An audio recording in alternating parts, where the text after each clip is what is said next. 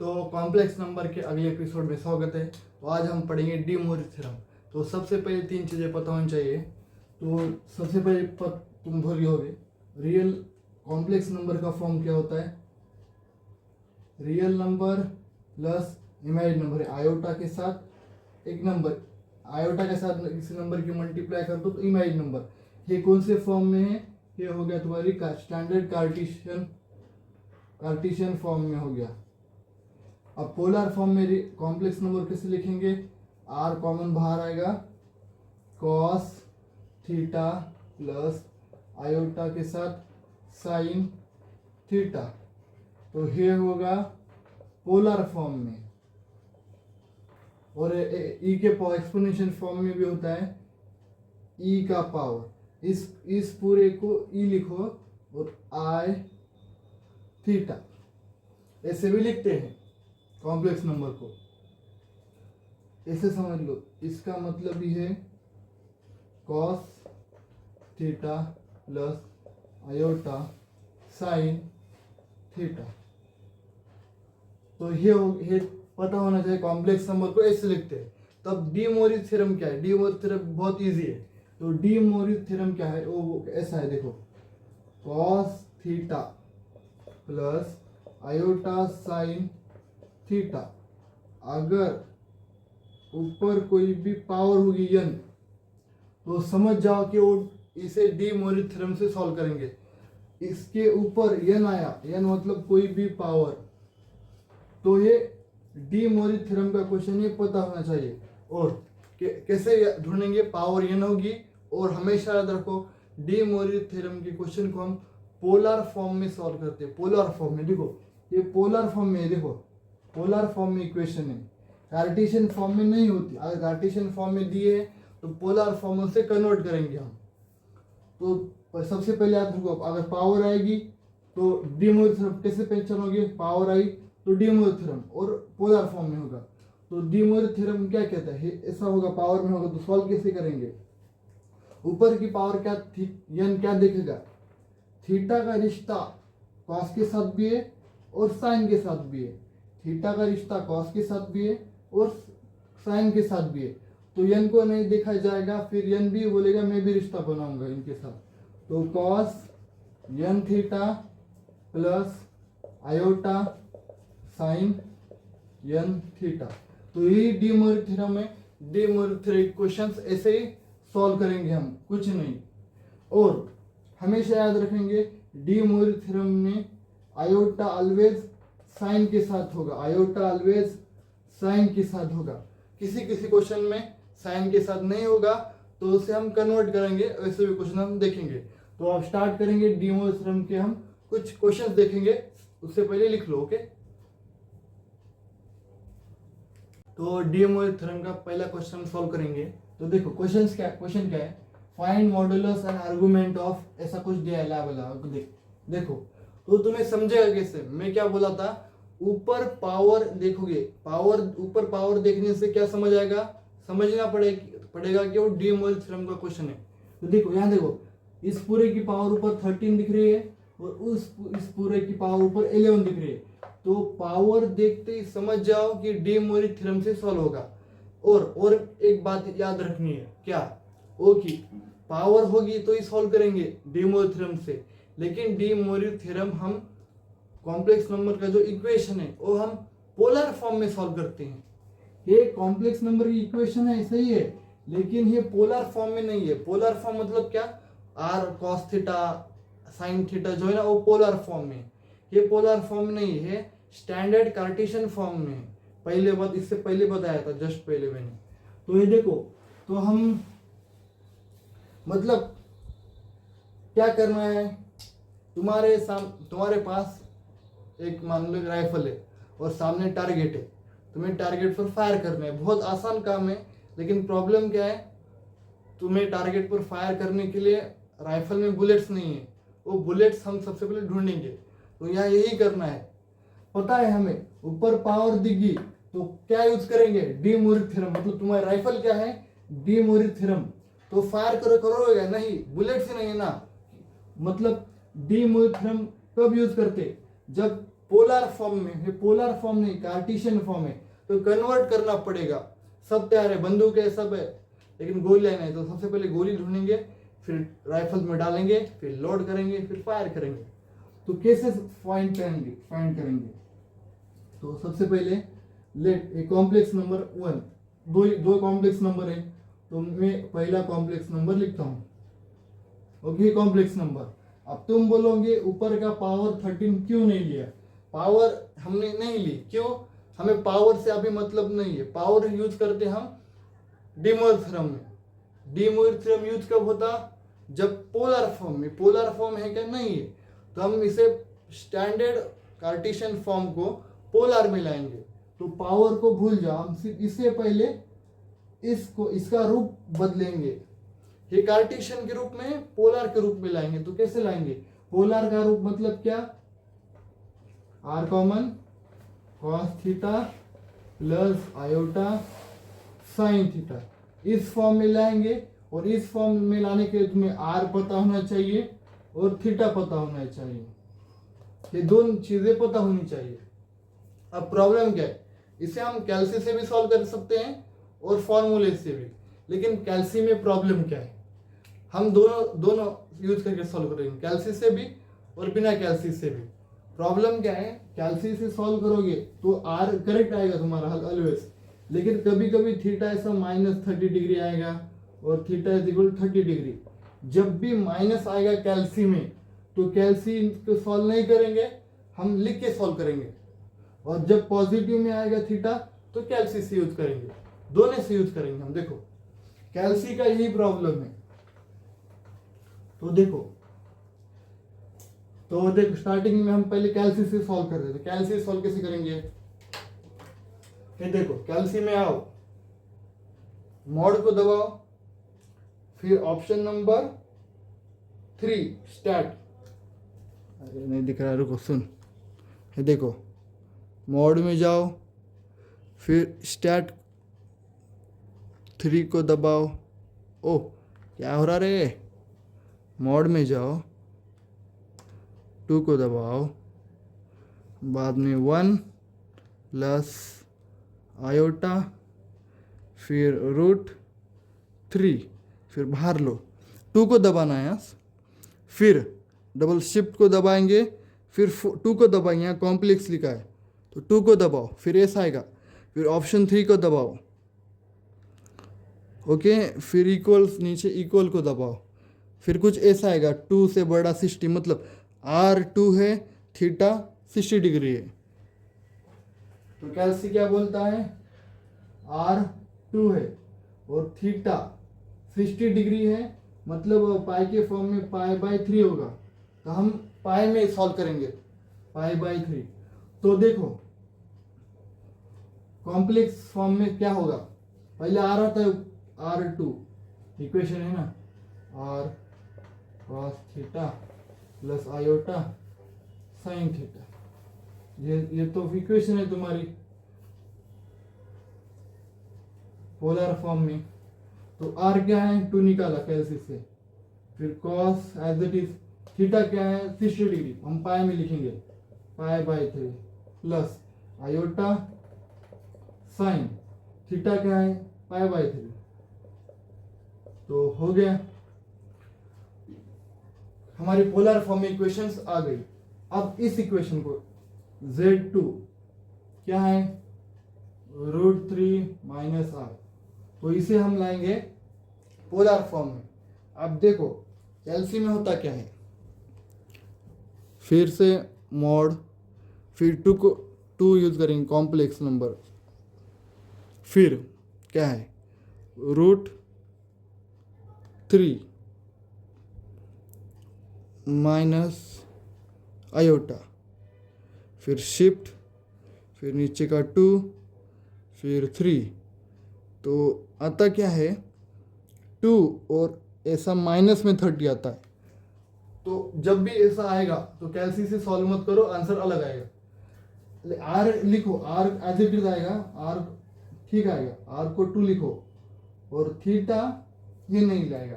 तो अब हम इसे मेथड से सॉल्व करेंगे, मेथड से। तो मेथड क्या है? देखो कैलसी इसे तब तक सॉल्व करो जब तक थीटा निगेटिव नहीं आता, पॉजिटिव आएगा तो आंख बंद की कैलसी से सॉल्व करेंगे, जब कैलसी में निगेटिव बोलेगा थीटा तो हम स्टेप से सॉल्व करेंगे। तो स्टेप क्या है, स्टेप क्या है, आर कैसे निकालते हैं, अंडर रूट में एक्स का स्क्वायर प्लस वाई का स्क्वायर, फिर अल्फा निकालेंगे हम tan inverse y by x ये मॉडुलस में, फिर थीटा निकालेंगे हम और क्वाड्रेंट सिस्टम में कैसा, ऐसा है, ये देखो x, यहाँ x ऐसे समझेगा एक्स वाई, क्वाड्रेंट सिस्टम तो पता होगी ना, ये फर्स्ट क्वाड्रेंट है, सेकंड है, थर्ड है, फोर्थ, 1 2 ऐसा मत बोलो, 1 ऐसा ही लिखा, स्टैंडर्ड है, जैसा बोला है वैसा अज्यूम करो, ऐसे ही सॉल्व करते हैं, मन से कुछ मत करो। अब यहाँ x क्या होता है, पॉजिटिव, y ऊपर y भी पॉजिटिव होता है, यहाँ x निगेटिव होता है और y पॉजिटिव, ऊपर निगेटिव पॉजिटिव, x यहाँ निगेटिव और y भी निगेटिव, x यहाँ पॉजिटिव y निगेटिव। तो हमारी इक्वेशन जो है ना, इसे हम ऐसा ऐसे मानो, इसे x मानते हैं और इसे y, y क्या है √3 पॉजिटिव है, y हमारा x पॉजिटिव है सॉरी, और y आयोटा मतलब सामने कुछ में मतलब 1 होता है, ये निगेटिव है, तो कैसा है प्लस माइनस, कौन से क्वाड्रेंट में देखो, प्लस माइनस फोर्थ क्वाड्रेंट में, तो समझ आया तुम्हें फोर्थ क्वाड्रेंट में, क्या समझा। और एक यहाँ एक फॉर्म और एक याद करना है तुम्हें, मैं यहाँ बनाता हूँ,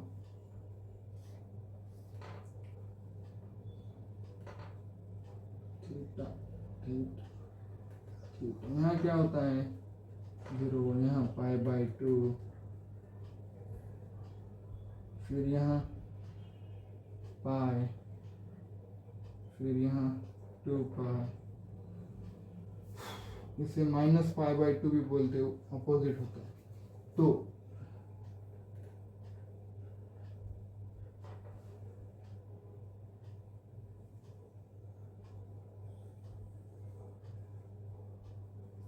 यह होता है 2π माइनस अल्फा, थीटा है अल्फा, यह क्या पाई अल्फा प्लस पाई, और यह माइनस होता है,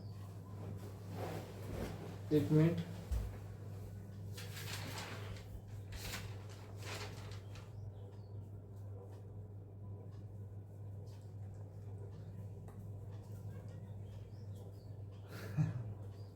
यहाँ होता है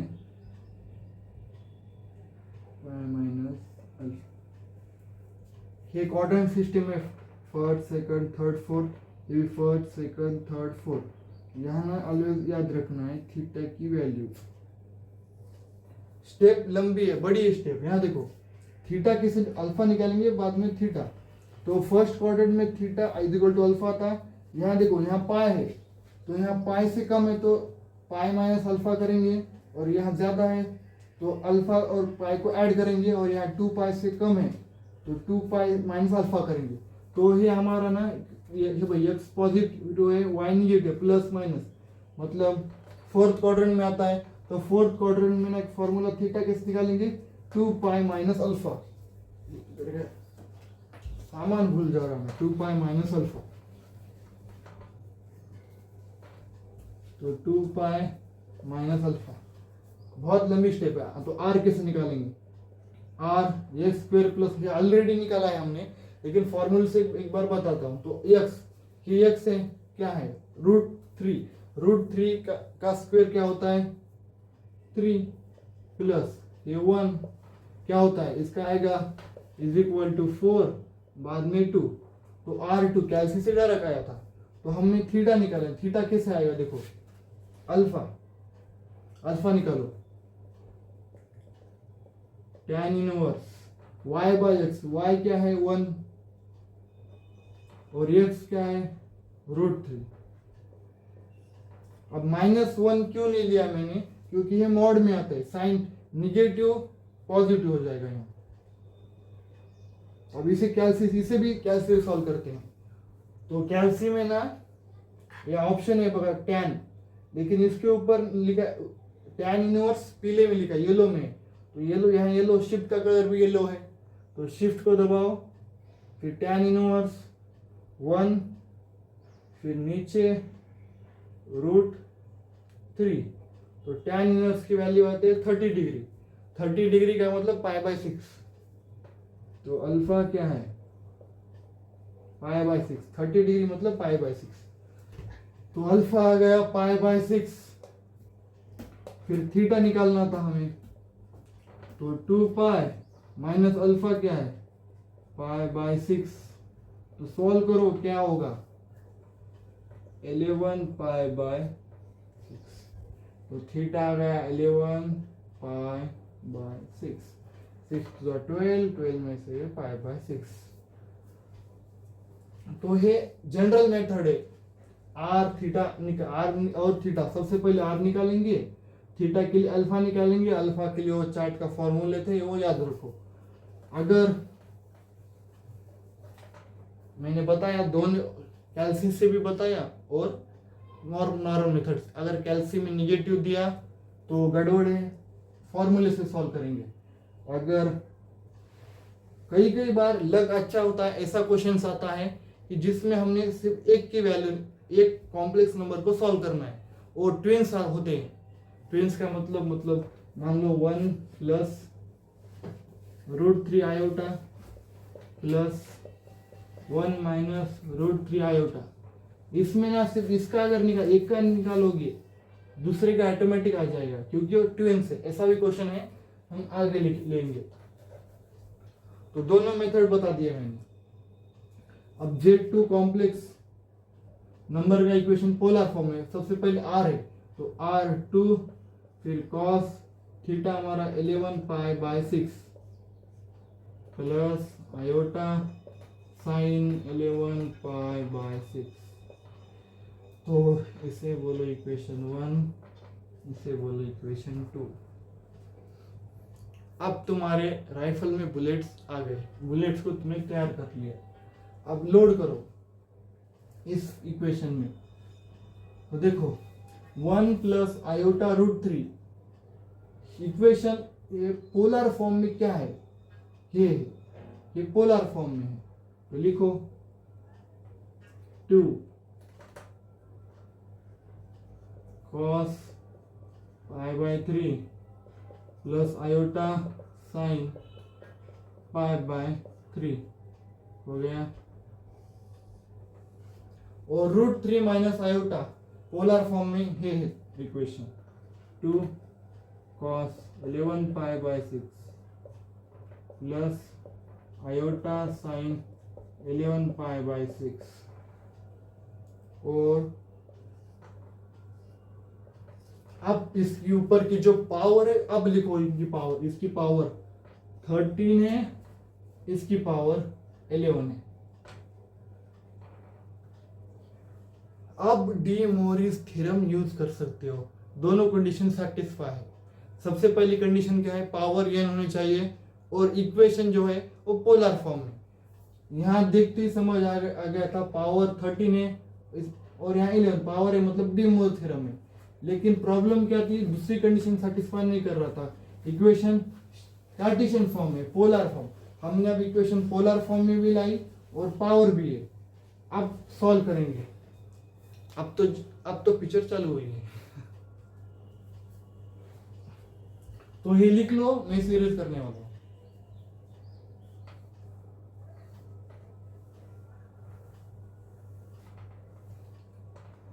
ओके, अब कैसे सॉल्व करना है वो बताया था मैंने, यही बताता हूं।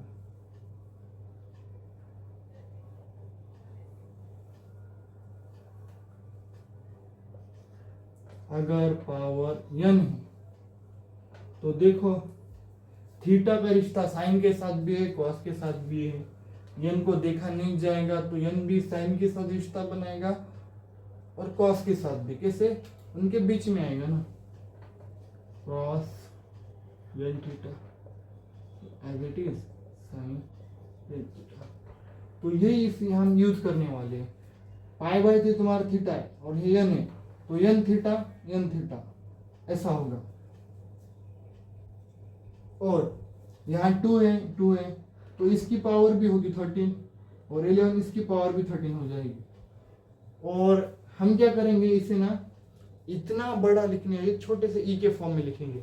मैंने बताया था is equal to cos theta plus iota sine theta होता है, ये पहले बताया था।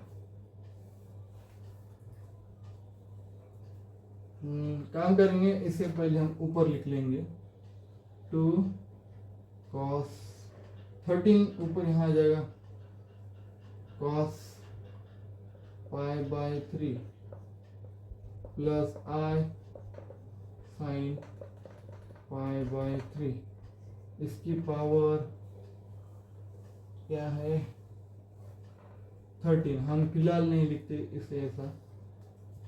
और ये 2 power 11 cos 11 pi by 3 plus iota sign 11 pi by 3, इसकी पावर 11। कुछ नहीं किया है, इसकी पावर 2 पर डाल दी, जो पावर थी हमने डाल दी।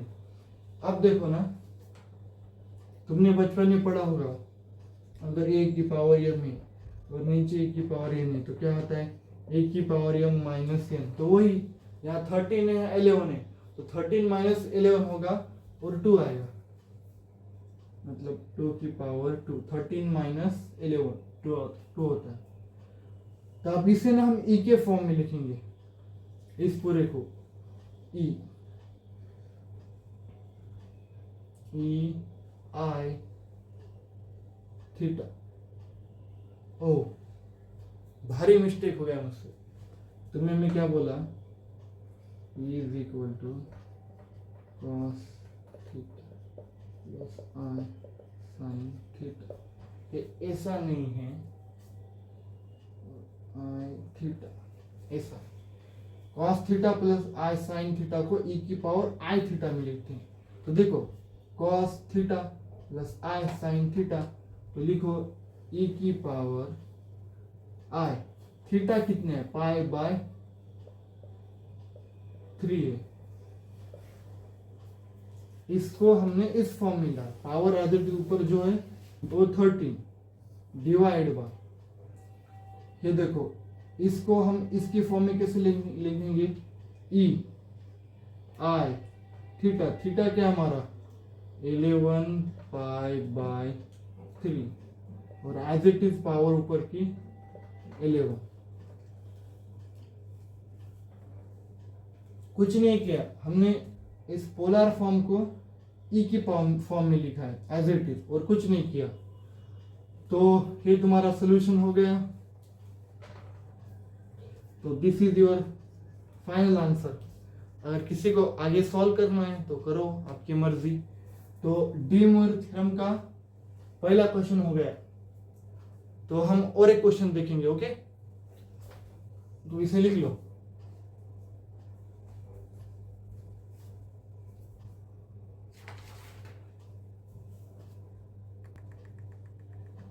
तो सेकंड क्वेश्चन क्या है, prove that 1 plus iota root 3 power 8 plus 1 minus iota root 3 power 8 is equal to -256 से प्रूव करना है। तो तुम्हें ऊपर पावर देखते ही समझ आ गया, डी मोयर थ्योरम से सॉल्व करेंगे। लेकिन क्या याद रखना है, D Moyer theorem polar form के लिए, कार्टेशियन फॉर्म के लिए नहीं है। तो हम इसे कार्टेशियन फॉर्म से पोलर फॉर्म में पहले कन्वर्ट करेंगे। तो मान लो कॉम्प्लेक्स नंबर 1 क्या है, 1 प्लस आयोटा रूट 3। ऊपर की पावर का हमें कुछ लेना नहीं है फिलहाल के लिए, तो हम इसे कैलसी से सॉल्व करेंगे। तो बता चुका हूं कैसे सॉल्व करना है। मोड में जाओ, 2 को दबाओ, फिर क्या है 1 प्लस आयोटा रूट 3। तो शिफ्ट डालो, कॉम्प्लेक्स डालो, 3 को डालो, फिर देखो R2 आता है और थीटा 60 डिग्री, मतलब R2 थीटा 60 यहाँ डिग्री में आता है तो रेडियन में होगा π/3 हो गया। पास ही रखते कैल्सी को। तो Z1 इक्वेशन याद है, कार्टेशियन से पोलर की इक्वेशन याद है ना, और बाहर आ आता है 2, फिर cos थीटा क्या है π/3 प्लस आयोटा साइन π/3, तो हो गया Z1 आ गया। अब Z2 को सॉल्व मत करो, क्यों? आइडेंटिकल, मैंने बोलता आइडेंटिकल। देखो 1 plus iota root 3 1 minus iota root 3, ये ट्विंस है, आइडेंटिकल ट्विंस है, मतलब जुड़वा है, सिर्फ साइन का फर्क है। तो इसका डायरेक्ट कॉम्प्लेक्स नंबर सिमिलरली लिखो Z2 एज इट इज आएगा, कुछ फर्क नहीं होगा इस complex number cos π/3 iota sine π/3, twins हो गए तो एज इट इज आ जाएगा, सिर्फ साइन चेंज होगा, यहाँ पॉजिटिव है तो यहाँ निगेटिव, तो Z2 की इक्वेशन भी आ गई। मैंने बोला था कई बार लक आता है, लक डिपेंड करता है कैल्सी यूज करने के लिए। एक बार कैल्सी से यूज किया और ये आइडेंटिकल था, इसलिए हमें दूसरा सॉल्व करने की जरूरत नहीं, एज इट इज आ जाएगा, सिर्फ साइन चेंज हो जाएगी। अगर एज इट इज नहीं होता, कुछ और होता तो हम सॉल्व करते थे और देखते थे, अगर निगेटिव आता था तो सॉल्व करना था, अब जरूरत नहीं। खुश हो गए तुम, तो दोनों आ गए, तो जो बोला है वैसा करो। 1 प्लस आयोटा रूट 3 क्या है, इक्वेशन 1 है, कॉम्प्लेक्स नंबर की, इसकी फॉर्म में पोलर के, तो लिखेंगे Q cos π/3 plus iota sine π/3, okay,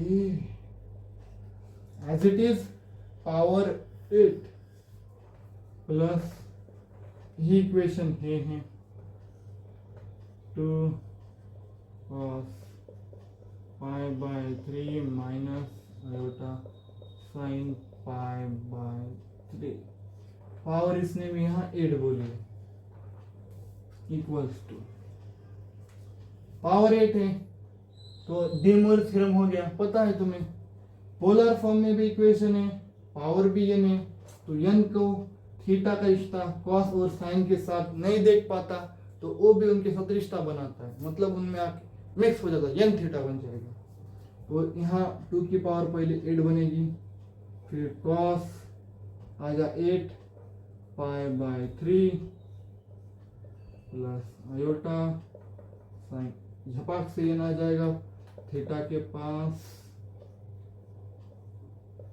plus 8 की टोटल होल पावर 8 है तो 2 की पावर भी 8 हो जाएगी ना, फिर cos 8 π/3 माइनस आई साइन 8 π/3।